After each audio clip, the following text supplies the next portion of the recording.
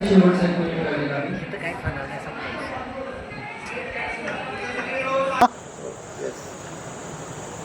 जिल्हा परिषद सभापतीच्या निवडी झालेल्या आहेत आणि या सभापती निवडीमध्ये भारतीय जनता पार्टीचे 4 जे सभापती आहेत ते निवड झालेले आहेत। मात्र ह्यात महत्त्वाचं म्हणजे ऋतुजा शिंदे आणि लता कर्णे या दोन ज्या सदस्य आहेत राष्ट्रवादीच्या, त्यांना या ठिकाणी भाजपच्या वतीने सभापतीपद दिलेलं आहे।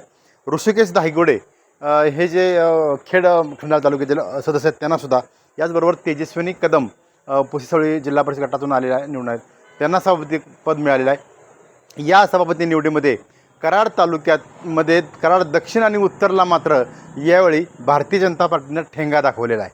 म्हणजेच काय, कराड तालुक्यातील साधारणतः एकूण 9 सदस्य हे भारतीय जनता पार्टीला दिले, मात्र कराड तालुक्याला यावेळी एकही सभापतीपद भारतीय जनता पार्टीनं दिलेले नाही। हे अधोरेखित महत्त्वाचं म्हणजे जरी पुसळ जिल्हा परिषद गटातून तेजस्विनी कदम जरी असतील तरी त्या म्हणजे साधारणतः कराड उत्तरमध्ये जरी असल्या तरी कराड तालुक्यामध्ये येत नाहीत, त्या खटा तालुक्यामध्ये येतात।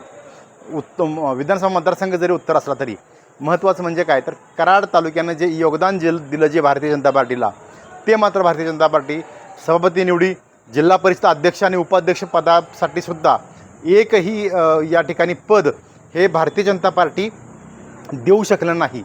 मात्र याचा उद्रेक तर नक्कीच होणार, कारण खरं तर भारतीय जनता पार्टीला भरभरून कराड तालुक्यातील जनतेनं दिलं, मात्र या ठिकाणी सभापती निवडीमध्ये कराडला कोणतंही पद, एकही सभापतीपद 4 पैकी एकही पद किंवा उपाध्यक्ष किंवा अध्यक्षपद दिलं नसल्याची चर्चा आता सुरू झालेली आहे। एवढं मात्र नक्की एकंदरीतच काय तर जिल्हा परिषदेच्या निवडणुकीमध्ये भारतीय जनता पार्टीचे जरी सदस्य निवडून आले असले तरी राष्ट्रवादी आणि शिवसेनेच्या सदस्यांनी या ठिकाणी निषेध व्यक्त करीत या ठिकाणी काळ्या फिती लावून या ठिकाणी आंदोलन केलेलं आहे। विकास भोसले, यशवंत नगरी, सातारा।